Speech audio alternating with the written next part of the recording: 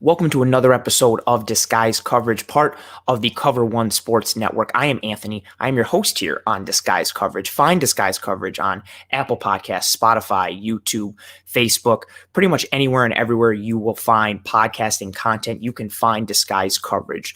While you're there listening to Disguise Coverage or watching Disguise Coverage, whatever you're watching or listening to on or in, please rate and review, like, subscribe. That type of feedback is tremendously helpful. It's tremendously appreciated by myself and the team at Cover One. Again, Disguise Coverage is part of the Cover One Sports Network. So while you're there checking out Disguise Coverage, check out all the other great content that Cover One has for you. You've got the Cover One podcast with Greg and Aaron. You've got the Hoof podcast with Sterling and Eric and another Anthony. I say it every single week. Cover One has you covered, pun, pretty much every single day of the week with great Bills content. We break things down. You got quality analysis, quality takes, interviews, just great stuff that Bills Mafia needs to hear. That's what Cover One is. The whys and the hows behind the who's and the whats. That's what Cover One is. That's what Disguise Coverage is. Again, I am Anthony. I am your host here on Disguise Coverage. Find me on Twitter at pro__ant.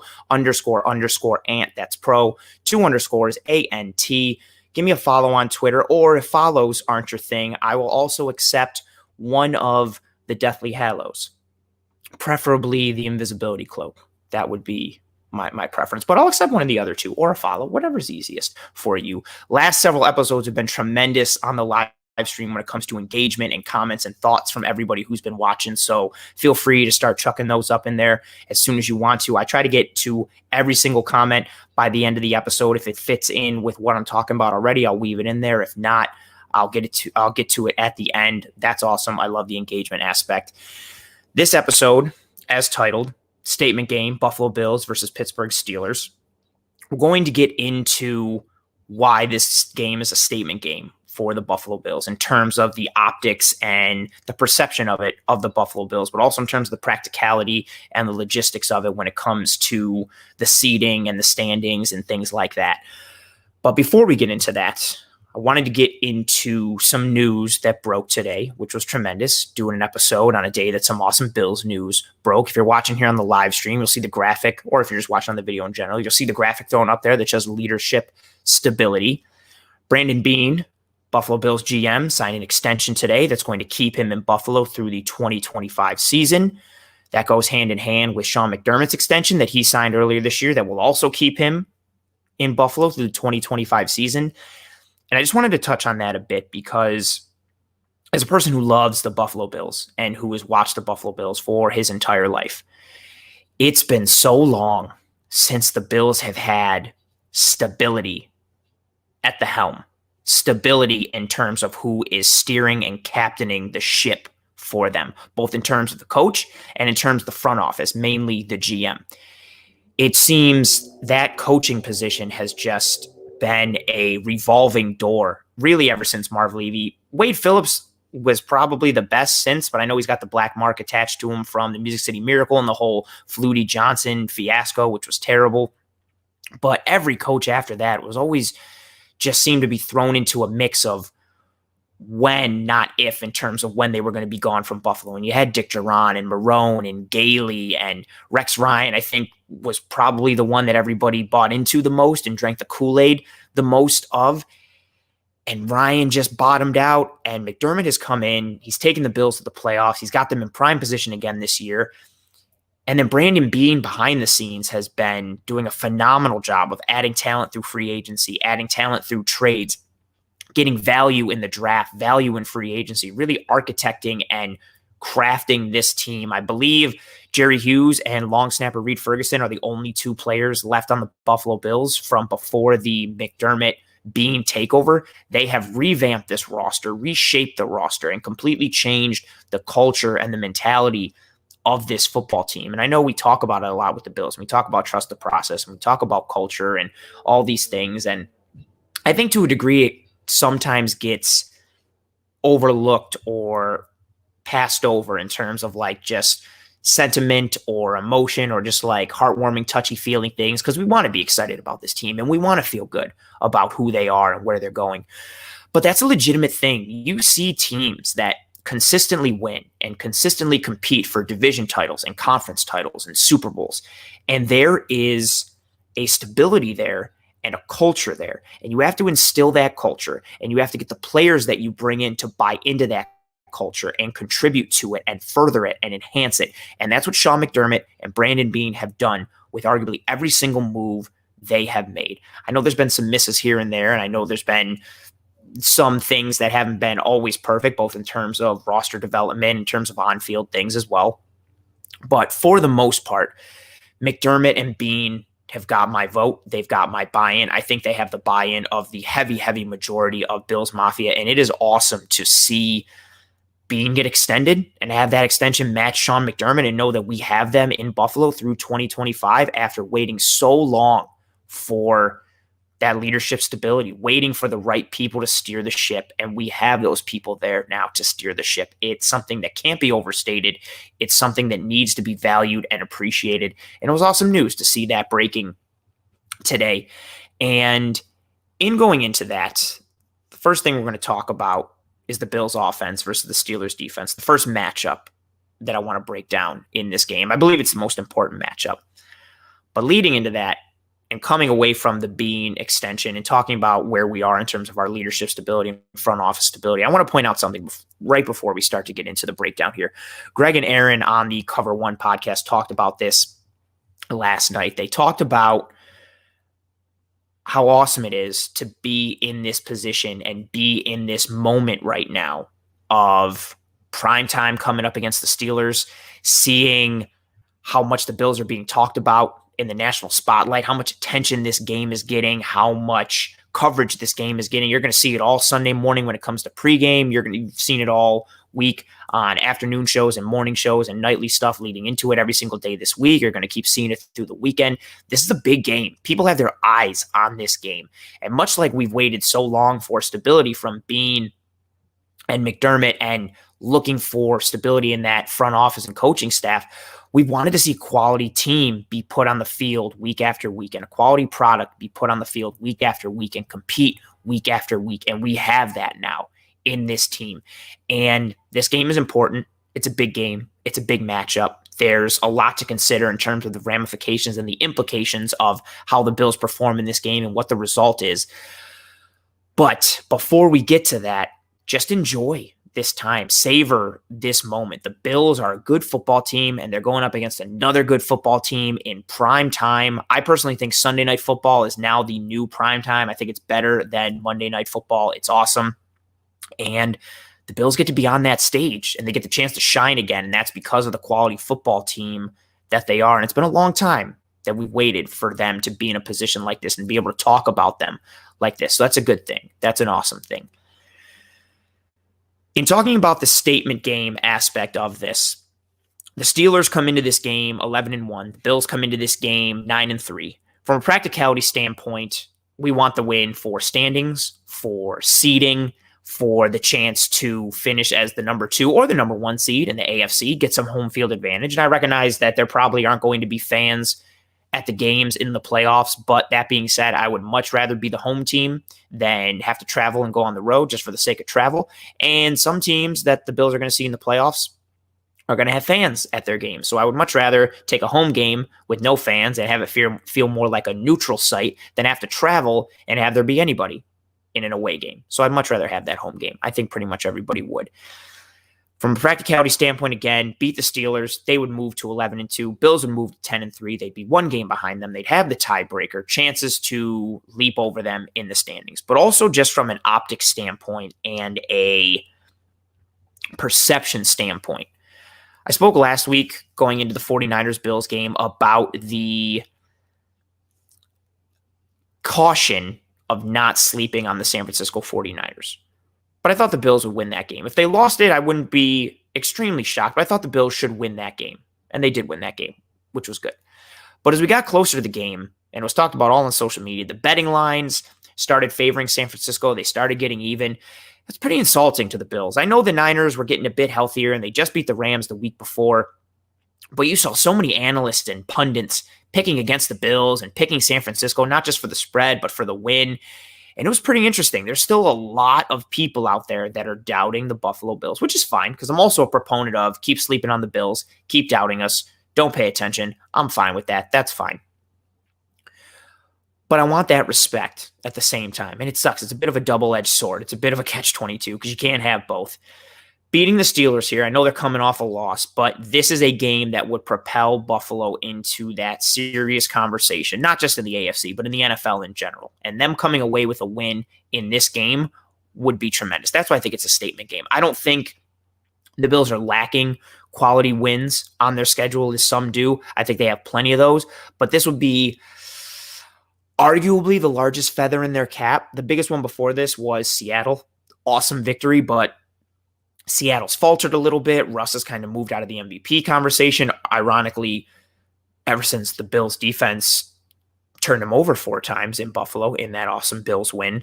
But this would be the biggest feather in the Bills' cap up to this point. That's why I think it's a statement game. That's why I think it's important. And going into that first topic here in terms of breakdowns and matchups, we have the Bills offense versus the Steelers defense. I think is the most key matchup in this game. I don't think that is an extremely novel concept or too revelatory.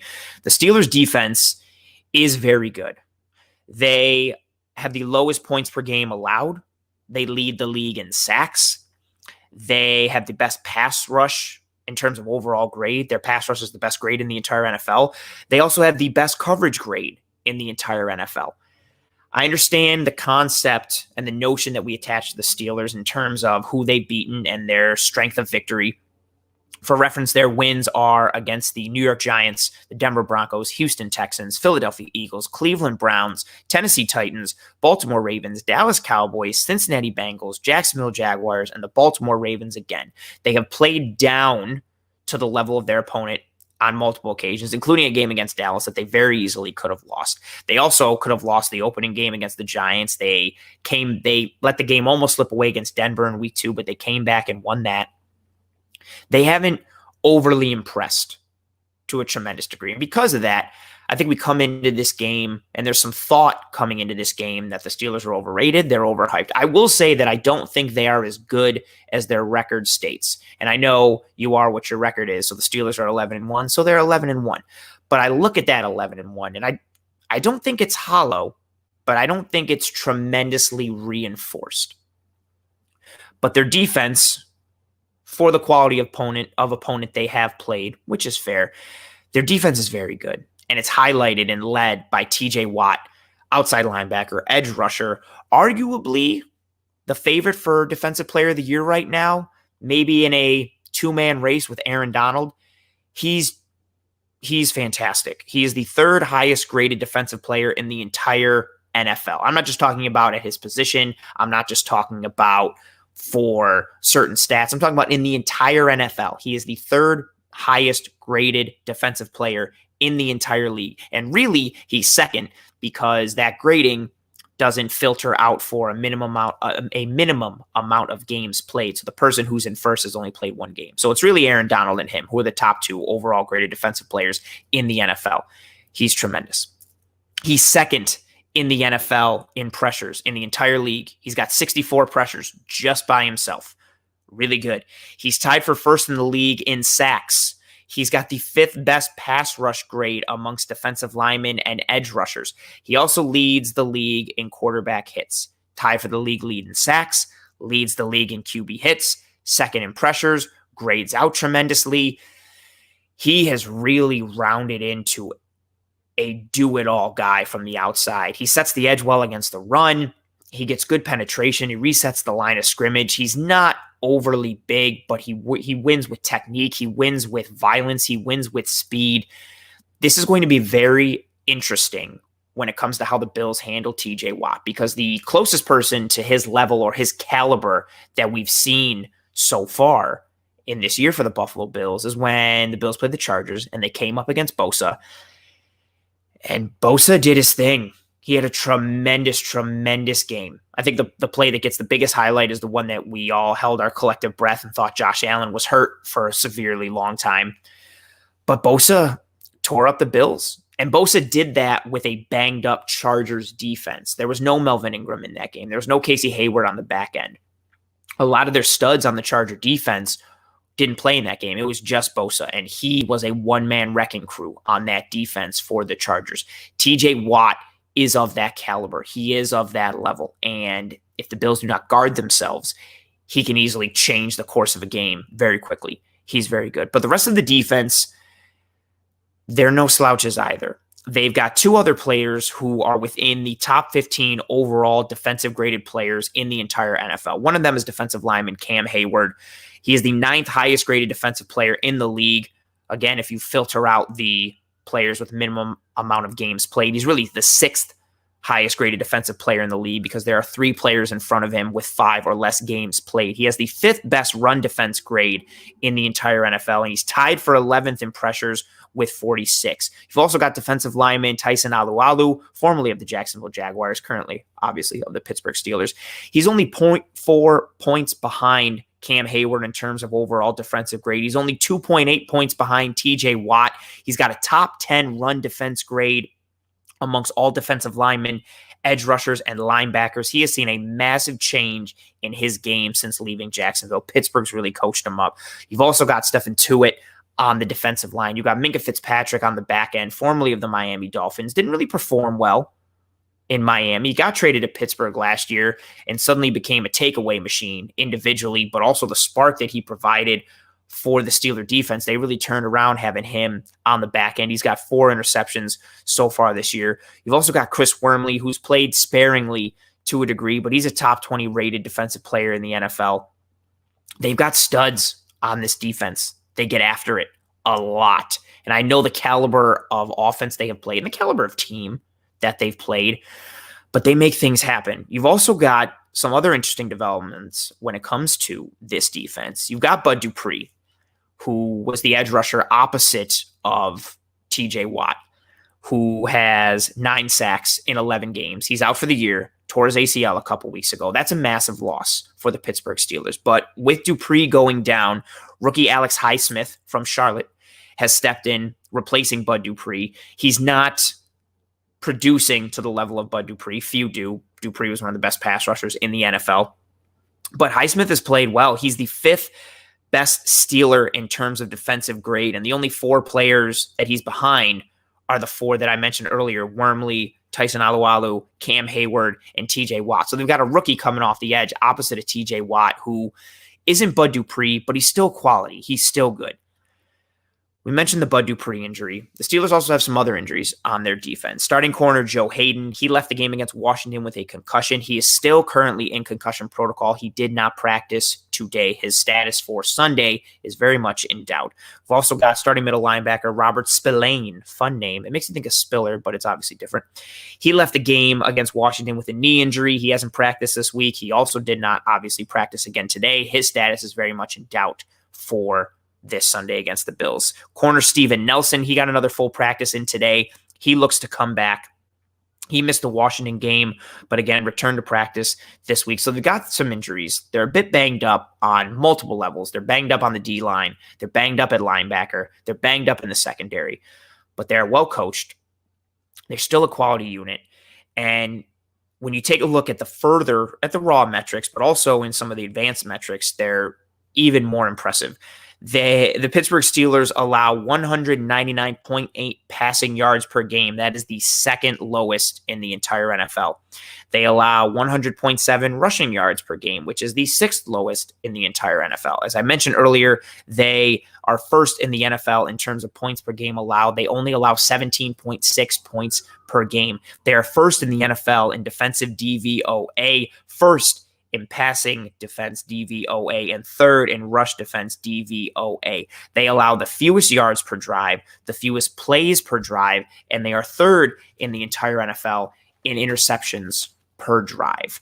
As you hear my notebook turn, as the hourglass turns, so do the days of our lives. As I've said many times in this show, they are a quality unit. I understand who they've played. I understand who they've come up against, but they're a quality unit.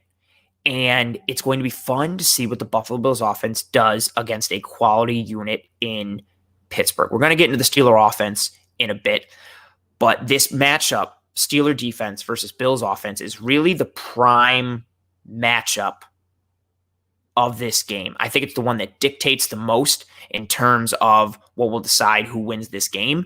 I think it's the story that will come away from this game talking about the most. We want to see what Josh Allen does against another defense, because that Bills offense has been riding tremendously high. The Bills offense, they are currently third in passing yards per game with 276.4 yards per game. They are eighth in the NFL in points per game with 27.8. But what's interesting about the points per game is the Green Bay Packers are in first with 31.6 points per game. So Buffalo is very, very close. They're less than a touchdown away and from being first, so jumping up 7 spots. The Bills' offense has been very good this year. They're 7th in offense DVOA, 4th in passing, 23rd in the rush. They are 3rd in points per drive. They're 4th in yards per drive. They're 2nd in drive success rate, which measures the percent of your series that result in a first down or a touchdown. They're a good offense. For those of us that watch the Bills, and I would hope those of you listening and watching watch the Bills, since this is a Buffalo Bills podcast. The Bills offense has been good. And we're coming off a game against the San Francisco 49ers where the 49ers sat back in zone and tried to rely on their coverage to stop Josh Allen. They didn't get a tremendous amount of pressure. When they did, Allen was able to navigate pretty well and escape and make some throws on the run and then run for yards and scramble when he needed to. But we saw, again, the Niners sit back in zone, try to match the Bills in terms of coverage for offensive scheme. We saw them sit back and really try to let the Bills make a mistake and beat themselves. That didn't happen. Josh carved him up. He had an awesome game on prime time. Cole Beasley had a great game. Stephon Diggs had a great game. We really saw after that first drive that ended in the 4th down failure on the goal line, we really saw the Bills offense just come out and arguably do what they wanted when they wanted, aside from a couple 3rd down and 1 and 2nd down and 1 runs that were stopped for negative yardage. The Bills really ran whenever they wanted to. Moss and Singletary both had success. I know Moss seemed to disappear from the game after he had that fumble, but Singletary gashed the Niners defense over and over. And whenever Josh dropped back to pass, it really was a mismatch against a good, we spoke about it last week on the show, against a good 49ers coverage grouping. Jason Verrett, who Stephon Diggs really got the best of time and time again. He was the 14th best graded cover corner in the entire NFL going into that game. He was having a rejuvenated season in San Francisco, and Diggs just embarrassed him over and over. Fred Warner is a really great coverage linebacker. He has the 5th best linebacker coverage grade in the entire NFL. Cole Beasley ate him up over the middle. The Niners sat back. They sat back. They sat back. And Josh Allen and the Bills offense made them pay time and time again. We're not going to see that when it comes to the Pittsburgh Steelers. The Steelers blitz a decent amount. And when I say decent amount, I mean a lot. They're 3rd in the NFL in blitz percentage. They're going to mix up their looks. They're not going to come out and telegraph too much. They're going to zone blitz. They're going to do a variety of gamesmanship and things up front to try and confuse Josh Allen. They're going to pressure the quarterback. They're going to play a primary zone defense. But again, because they're mixing it up and disguising their coverages, and blitzing on top of it and having someone like TJ Watt up front, their defense is much more lethal than arguably any defense the Bills have seen up until this point of the year. And even when they just rush 3 or they just rush 4 and play coverage behind it, because of TJ Watt, that 3 and 4 man rush has a decent enough chance to get home because of TJ Watt. And even with Highsmith coming on the other side, and then you got Cam Hayward inside, and you've got Alualu, and you've got Tuitt. They've got a quality defensive line. I know Bud Dupree going down hurts them a lot, but they still got playmakers up front. And this chess match of the Bills offense against the Steelers defense is what will determine this game. We saw the Steelers last week against Washington. We saw them bracket Terry McLaurin on almost every single play, safety over the top, didn't want to get beat deep, didn't want to let Terry McLaurin beat them. As a result, Sims and Logan Thomas and the running backs coming out of the backfield for Washington did the majority of damage against the Steeler defense. I know that, 1, because I watched the game, and 2, because I have Terry McLaurin on my fantasy team, and he had 2 catches for 14 yards and roughly 5 targets. It was frustrating to watch. They negated him on almost every single play. They got physical with him. Granted, he had some drops, but again, he finished with 2 catches for 14 yards. There was a constant man over the top on Terry McLaurin. I think you could see that coming into this game with Stephon Diggs, especially if Joe Hayden is out. And I know Joe Hayden's having a better year for the Steelers. He was talked up a lot last week in the game against Washington, and he's been better since coming over from Cleveland. He started out on a high, really, when he got to Cleveland, but then faded towards the back end, came to Pittsburgh, has gotten better almost every single year, and he's been better under the Steeler leadership. But if he's out, even when he was in against Washington, they were still bracketing Terry McLaurin to a decent degree. I think if Hayden is definitely out, which it looks like he's going to be based on the fact that he's not practicing still, and he's still in concussion protocol, expect to see Stephon Diggs doubled a decent amount. He's going to get bracket coverage. They're not going to let Stephon Diggs beat them in a similar fashion to not letting Terry McLaurin beat them. Granted, Josh Allen is a much different quarterback than Alex Smith. He is a much different level and version of threat than Alex Smith. And the Steelers defense are going to have to do different things to confuse him, to stop him, to limit him versus what they had to do versus Alex Smith. But the reason I give that comparison is Terry McLaurin is an elite wide receiver in the NFL. He's tremendous. Stephon Diggs is an elite wide receiver in the NFL. He is also tremendous. Steelers' game plan going into last week facing an elite receiver was take away that elite receiver and see what else happens. Going into this game, I think they do that same thing. I think this could be another game where we see Cole Beasley come out of the woodwork and put up big numbers again. Gabe Davis has an opportunity. Dawson Knox has an opportunity. I think Knox is an interesting play this week against the Steelers because of their linebacking core and because of their safeties. Tremaine Edmonds' brother Terrell, who's a safety for the Pittsburgh Steelers, he is vulnerable in coverage. I don't think he's a good matchup against really anybody in coverage, but especially if he happens to get lined up against Dawson Knox, or if by some chance gets a mismatch against Cole Beasley, that would be tremendous.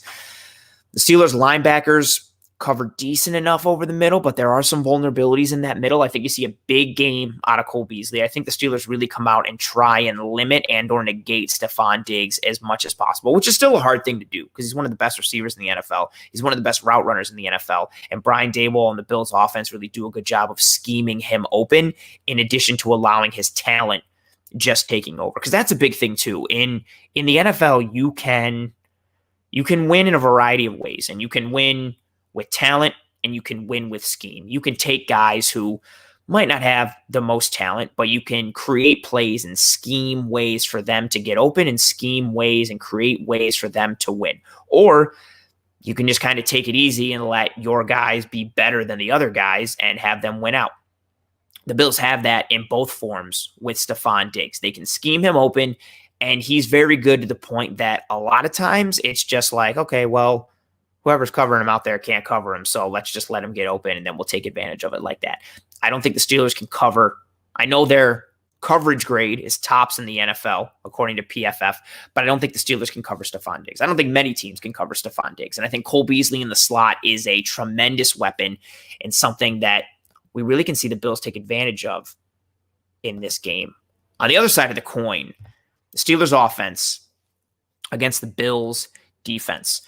The biggest thing in this matchup for me, as highlighted on the screen, if you are watching on the live stream or watching on the video, is the Steelers' quick passing game. Ben Roethlisberger averages 2.29 seconds from snap to throw. That is the fastest in the entire NFL. 72.1% of Ben Roethlisberger's passes are under 10 air yards. There's only two quarterbacks in the entire NFL with a higher rate of passes under 10 air yards. Ben Roethlisberger is 25th in the NFL in average intended air yards. He's 29th in average completed air yards with 4.6. Long story short, the Steeler passing game, don't get this confused with the Steeler passing game of yesteryear with Antonio Brown and Juju, although Juju is still there.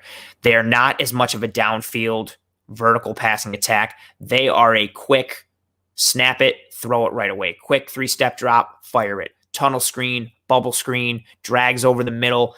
You see it there from the average time from snap to throw, with Ben's being the fastest in the NFL. Also, I'm starting to see some comments come through. I'm going to get to those. Feel free to keep throwing those comments in there. I'm going to get to all of them. I love that part. But you see with Ben's average time from snap to throw, and you see the high percentage of passes under 10 yards, you're going to come into this game and you're going to see the Steelers attack underneath with quick passing, short passing. And the receivers are good run after catch. We saw the Niners receivers last week who are tremendous with run after catch, and Deebo Samuel and Brandon Ayuk. The Steelers have a little bit of that. Juju can run after the catch. Deontay Johnson can run after the catch. Chase Claypool, who didn't practice today, is a monster and tremendously fast. He's the size of a tight end, but he runs like a gazelle. James Washington took one to the house last week, if you saw that game on national TV. So they've got some quality pieces. Eric Ebron is an athletic tight end and a guy who can take the ball to the house. This passing attack is going to test Buffalo underneath. It's going to make life difficult for the Bills' front to get sacks and get pressures. Something that's been difficult for the Bills all year in terms of getting sacks. The Bills are a better pressure team up front than they get credit for. They are the third best graded pass rush in the entire NFL, but they're only 12th in sacks. Jerry Hughes is the perfect microcosm of this Bills front in terms of having a lot of pressures and hurries and QB hits and not having the sacks to match that level of pressure output and pressure production. Again, to highlight that Washington game last week against the Steelers, because I think it's a readily available example, and two, it's good for comparison's sake. The Washington front is tremendous. They are third in the entire NFL in sacks. They have a killer defensive front with Chase Young and Kerrigan and Montez Sweat. They are a good defensive line and a good front. They got 15 pressures last week against the Pittsburgh Steelers on 70 snaps. 15 pressures on 70 snaps. That's it. And they got no sacks. No sacks, 15 pressures on 70 snaps for one of the best defensive lines and fronts and pass rushing units in the entire NFL. Washington got nothing. This game, again, even if you're a great front and you're a good pass rushing team, it's tough to sack the quarterback and it's tough to get pressure when the average time from snap to throw is 2.29 seconds. Ben's going to snap it, and he's going to get it out as quickly as possible. And he's going to let the receivers do the work. They're going to scheme guys open. They're going to try and take advantage of their athleticism and their speed in their weaponry. They're going to snap it, and they're going to go. And we're going to see that a lot. So don't get frustrated if you come in seeing that, or you come in and you see, or you come away from this game and see, man, we didn't get a lot of pressure. We didn't get to Ben. We didn't get to any sacks. It's tough to do that when it's hike, throw. You get out of your stance, and by the time you're in your third and fourth step from your stance, the ball is already out of Ben's hand. In terms of overall ability for this matchup, in terms of the Pittsburgh offense and the Bills defense, the Pittsburgh offense is 17th in DVOA, 15th in pass, 30th in run. The Bills defense is 16th in DVOA, 14th in the pass, 18th in the run. Again, they have the third best pass rush grade despite being 12th in sacks. I think what helps the Bills here in this game is Tredavius White, as it does in almost every game. I don't think there's a receiver on Pittsburgh that makes me feel uncomfortable matched up against Trey. Deontay Johnson maybe a little bit because of his speed, and I know Trey is quick, and he's got tremendous footwork, and he's got great hand technique, but he's not the fastest. He doesn't have great long speed, and so whenever he gets matched up against pure burners, it makes me a little bit nervous. But he's got good enough technique to overcome that. Seeing what happens at corner 2 this week is going to be very interesting. We saw Levi Wallace against San Fran get called for a really ticky-tack, unfortunate pass interference call on that first drive. I thought it was really good coverage, but he got called for the PI. It ended up leading to a first down when the Niners were backed up after that fourth down failure for the Bills. And then we saw that as a theme throughout the rest of the game. It was constantly pick on Levi Wallace, which, to his credit, I guess, if it comes down to throw at Tredavious White or whoever the other corner is, I'm probably going to throw at whoever the other corner is because I don't want to throw at Tredavious White. But Levi got beat a decent amount last game. He had a very good tackling game. He was strong against the run, strong in his tackle against the receivers, and strong coming up in run support and coming off the edge. So that was a plus. But he got beat in coverage a lot. So I want to see what he looks like coming into this game. Because, again, the Pittsburgh weaponry It's not elite like it used to be, like it once was, like we started to associate it with him, when it was Le'Veon Bell and Antonio Brown and Ben Roethlisberger and even Juju. Juju looked like he was going to be next up when he was with Antonio Brown. He was arguably the best wide receiver 2 in the entire NFL. He played like a wide receiver 1, and you thought, oh, okay, they can let go of Brown and Juju's going to take that mantle. He has not taken that mantle. He's had some opportunities to get the baton and run with it, but he hasn't really taken off with it. And the rest of the weaponry is a good supporting cast. We should see James Conner come back in this game for the Pittsburgh running attack. We should see that. They faltered a bit the last couple weeks with McFarland and Benny Snell. Conner's a better back, and he supports the style of running offense that they want to have. But that quick pass game is going to be something to keep an eye on. It's hard to get pressure, and it's hard to get sacks, and it's hard to fluster a QB when as soon as the ball touches his hands, he gets it out right away. That's tough. So don't get too perturbed or flustered if the Bills aren't coming away with sacks and coming away with pressure. They're going to have to cover well. They're going to have to come up, make tackles. That's a massive thing. We saw a lot of good tackling last week against San Francisco when the Bills defense has been getting beat, which they have at decent points in the game and the season this year. We've seen them miss tackles in a variety of ways, in the backfield, in open field. Can't do that against a team that's going to try and get the ball out quick, because they're getting the ball out quick. They're throwing short. They're throwing underneath. Means you got to come up, got to make a tackle, got to make a play. Can't afford to have missed tackles in a game like this against good enough weaponry in an offense designed to get the ball out quick, get the ball out short, and make you make a play against them. So keep an eye out for the Steelers' quick passing game in this game. I want to start to get to some of the comments that I've been seeing here in the chat. Scott Blakely, Bills got this with an exclamation point, a lot of excitement. But McDermott will not let the team take lightly. They need to figure out how to combat pressure this game. That's exactly right. They have to figure out how to weather the Steelers front, how to weather TJ Watt and Hayward and Tuitt. And what are they going to do when the Steelers start to come after Josh? When they blitz heavy, can Josh make those reads? Can he make the right adjustments? Can he figure things out in terms of what he needs to get done and the reactions he has to make? I see some color come through. I tremendously appreciate you, John. Thank you for your contribution. Thank you for your support. I don't want to just shill out for that, but that seriously means a whole hell of a lot to me. Thank you so much. Question here for it. How are we blocking Hayward this week? Worries about interior O-line, especially with Feliciano banged up late in the last game. That's fair. I'm also a little worried on how we block and do those things on the interior of the line. It's your side note there. I think Zach Moss shows up big this week after the fumble. So a lot to digest here and unpack here from John. First part there, how are we blocking Hayward? I really hope I like Feliciano at right guard, Mitch Morse at center, and Bodker at left guard. I think the Bills' offensive line is marginally better with that lineup than Winters at right, Morse at center, Feliciano at left guard. I think we're better in the run game, and I think we're better in the pass protection.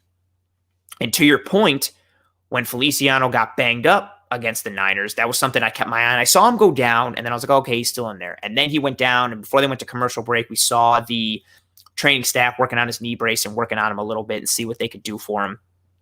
That makes me very nervous. He is a major cog on the interior of that line. Mitch Morse has been fantastic. I hope everybody who was talking about we should get rid of Mitch Morse understands his value and his level of contribution that he makes to this Bills team. But Feliciano is right there. He makes a world of difference in the run game, but also in the pass game as well.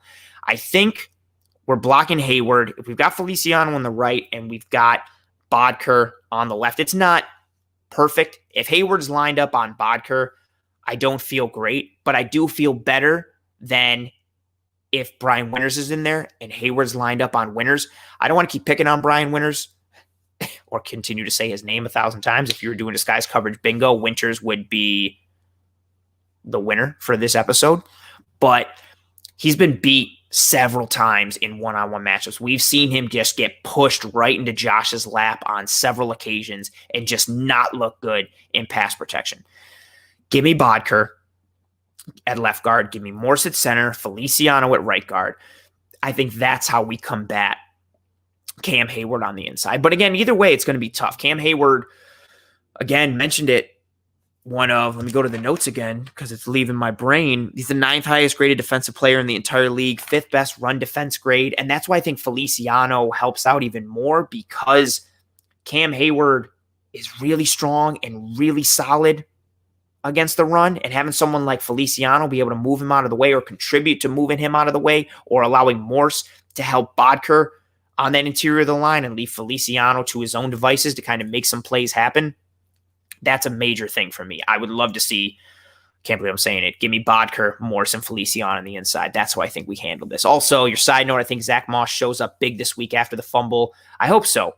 I felt bad for him with that fumble, and he was trying to play it off a bit on the sideline. He never really saw the field again, but he's a quality running back, and he's still young, so we'll see what he does. And it would be a good Zach Moss game. This is a game going up against the Pittsburgh Steelers, blue collar versus blue collar, Bills versus Steelers, Buffalo versus Pittsburgh. It'd be nice to see the more physical of the two running backs the Bills have in Zach Moss get some shine in this game and be able to, get some scuffs on the old helmet and bring that physicality aspect to the Steeler defense. And again, thank you for your contribution, John. It means a tremendous, tremendous, tremendous amount to me. Question here from Vito. Does Milano need to play more snaps this game? I think it depends. I still want to limit Milano as much as humanly possible because I still don't think he's 100% healthy. I like the way they eased him into the game against San Francisco. Granted, San Francisco was going to run the ball more and use a little bit bigger personnel here and there, so that was a game that you could get away with having A.J. Klein play more snaps. But with what the Steelers are going to try and do, again, they haven't been very successful with the running game. And even though Connor is back and the Bills have struggled a bit against the run, although I think the Bills' defensive numbers and metrics, both in terms of the raw stats and the advanced metrics, are blown a little out of proportion, or a little skewed, I should say, because they started out the year so poor. They haven't really recovered from that, but they've been solid really since that Jets game, and solid performing against the Seahawks and against the Cardinals and against the Niners and against the Chargers. But I'm not going to play Milano more unless we absolutely need to. I'd rather save him for the playoff run when I want him to play 100% of the snaps. But in a normal world, or if he's feeling a little better, yeah, give me some more Matt Milano in this game. I still think he's far better in coverage than A.J. Klein is. All due respect to A.J. Klein and what he's done coming forward and blitzing. But Milano is much better in that coverage aspect. He's still good in that blitzing aspect. We saw a couple times when he blitzed against San Francisco, he really disrupted Mullins and created some opportunities for the other Bills defensive players in addition to almost getting home himself. So if he's good to go, I'm all for it. But I would still like to limit him as much as possible while he's still got that injury, which may linger for the entire rest of the year because it's a soft muscle injury and it's a pec. Both of those combinations are tough things to get over. But he may need to play more just because of how the Steelers are going to attack us underneath, try and use their speed and put the Bills defensive players, especially their linebackers, in space and try to make them make a play in space, where A.J. Klein, although he's been better, has not been tremendously strong making plays in space this year. I see some more color come through, and I see John again. Thank you again for your support and your donation. Holy cow, this is fantastic. 2 more questions, and again, I see more questions coming in the chat. I'm going to still get through everything. Question 1, Knox. 2 TDs last 2 weeks. Is Jugger Knox back? I like the nickname there. I don't know if he ever really left, and I also don't know if he's back. If Dawson Knox can catch the ball, he is a very effective weapon. He's athletic. He's got good size. He's got good length.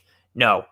Do not apologize for overdoing it, John. I love the engagement. I love the interaction. I love your support. There is no such thing as overdoing it. I greatly appreciate you. Never apologize. Never apologize. I like Dawson Knox. I just don't have tremendous faith in him in catching the ball. And is he back? Here's my thing. What he did last week and the week before, he still succeeds in the athletic play category. When he gets the ball in his hands, he's a threat with his speed, with his athleticism, and with his physicality. Like, he can make a play. I'm still worried about the whole aspect of getting the ball into his hands. Once the ball is comfortably in his mitts and he has secured it, I feel more secure and I feel better. The problem is when the ball is in the air going to him, I still don't holistically feel safe. So is he back? I don't know. 2, Maine looked like a savage at middle linebacker this past week. Best ball ahead. I've talked about Tremaine Edmonds several times this year. And I know we started out bad and was not meeting expectations, especially the expectations that we had set for him coming into this year and how he had done his first 2 years in the league. But we saw some comments from some people, especially Lorenzo Alexander, talking about his shoulder wasn't healthy, and as he would start to get healthier, he would start to get better. And I don't think it's a coincidence that as these weeks have progressed, these last several weeks, and he has gotten healthier, we surmise that he got healthier, his play has gotten better. That fourth down stop on the goal line was tremendous. I know he missed that one tackle on Jeff Wilson in the backfield where he got around the offensive lineman and just couldn't bring him down. But Tremaine has looked much better. I also like your nickname there of Maine. That's a cool one. That's a good one. He's looked so much better. He's starting to round into the form that we expected him to play with all year. And I think it's no coincidence that it's probably due to the fact that he's gotten a bit healthier. I think, again, some of the plays that he was missing and some of the poor play that he had, not that it wasn't blown out of proportion, but there were a lot of factors in terms of why he wasn't playing well. And some of them were up front and the missing of Star Latulele and the missing of Matt Milano. Milano and Star both have a massive impact on how Tremaine Edmonds plays the game. When you lose those guys, combined with the injury, I think you showed that Tremaine Edmonds was in his head a lot in the beginning of the year, and you saw him thinking more than he was reacting and just playing football. And I'm thinking that as he started to get healthier, he's starting to just play more and just react and have fun and make a play and just read and react rather than be like, okay, this guy's doing that guy's doing that. I should go make this tackle up. The guy's behind me and I just gave up a touchdown. I think he's doing that less because he is healthier. He's out of his head more. He's playing with confidence.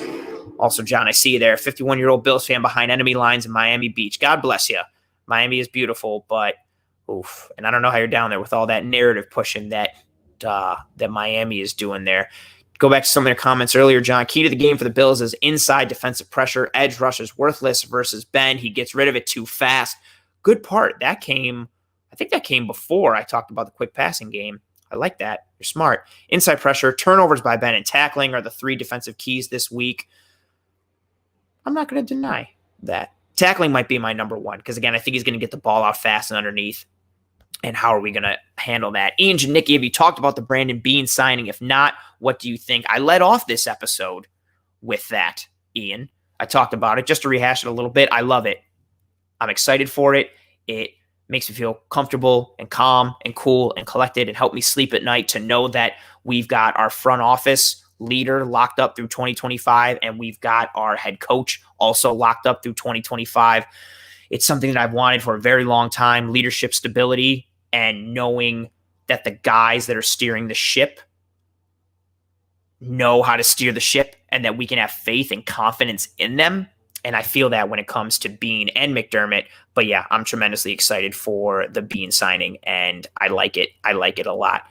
To go back to thoughts earlier from John, Morse is great. Totally agreed. If I implied otherwise, my bad. Love Mitch. Yep. No, you did not imply that. I saw a lot of things on social media in terms of, oh, we should get rid of Mitch and save money on his contract, which we really wouldn't save money on his contract. He's one of the best centers in the league, and he transforms our offensive line. So it was more directed towards some others, not necessarily you. Another comment from Vito. Any thoughts on adding Lynch if he was interested? I'm assuming, accurately, I think, you're referring to Marshawn Lynch, who said that he has been contacted by some people and would come out of retirement for a contender.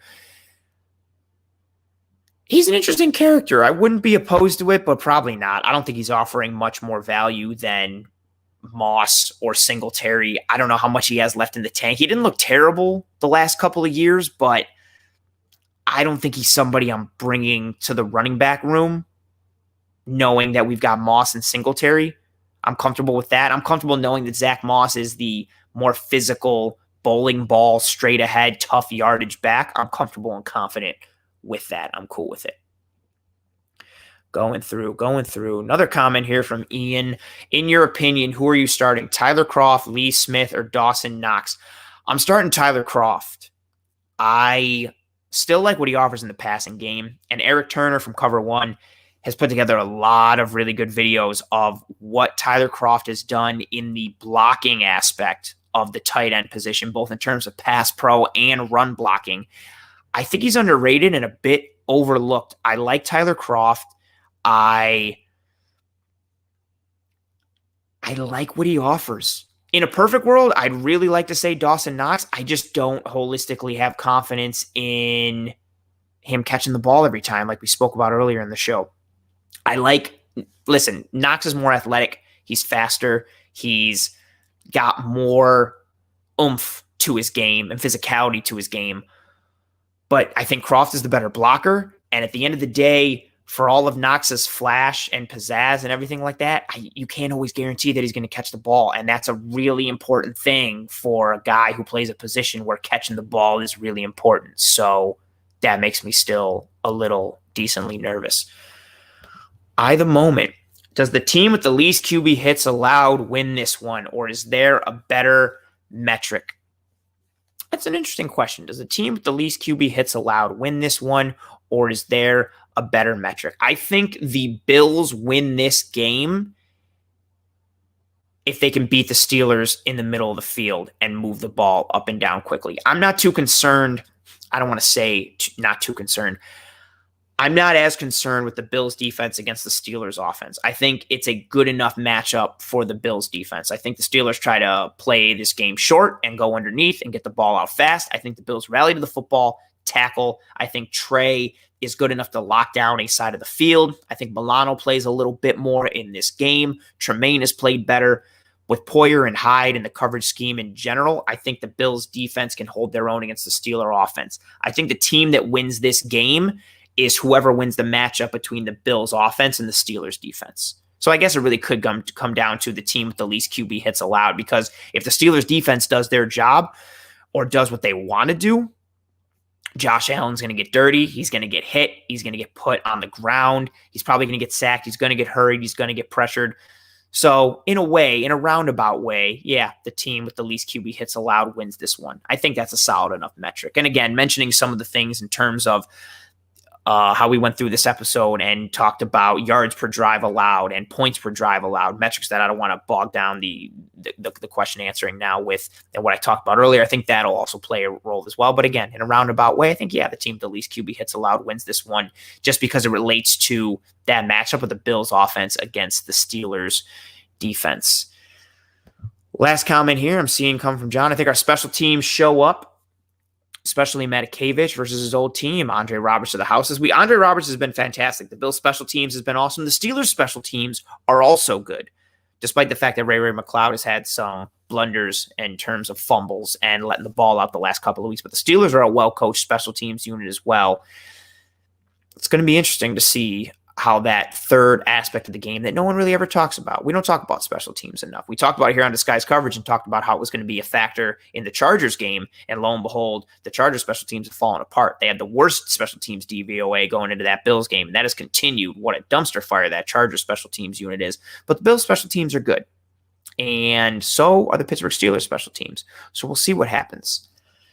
And I think that's going to do it here for this episode of Disguised Coverage. I want to thank everybody who tuned in. I want to thank everybody who commented, especially John, for your tremendous and generous donations and comments and engagement. I can't thank you enough. I can't thank everyone enough, really. Again, the support, the ratings, the reviews, the subscriptions, the likes, all that stuff. If you're watching here on YouTube, smash that like button. I know it sounds kind of cheesy, but it is legitimately helpful and awesome. So I greatly appreciate that. Thank you guys for joining me on this episode, whether you watched on the live stream, whether you are listening and watching to the video later, or you're listening on Apple or Spotify or whatever platform you are using to watch this show. I greatly appreciate your support and your engagement here on the episode. Thank you to everybody who engaged with me in the chat. Thank you to everybody who constantly tunes in and listens and watches and all that kind of stuff. I'm just going to throw up some things here. Great show. Thank you, John. I appreciate you. Alex Smith. Thanks, man. Good show. Thank you. Cover One does rock, John. You're a smart guy. I appreciate you. Yeah, thank you guys very much. I greatly appreciate you. Thank you for riding with me again on another episode of Disguised Coverage. Please rate and review and subscribe to Disguised Coverage on whatever platform you are listening or watching on. Find me on Twitter, again, at pro__ant. That's pro_ANT. Give me a follow on there. Check out all the other great coverage and content from Cover One. Go Bills, and I will see you guys next week.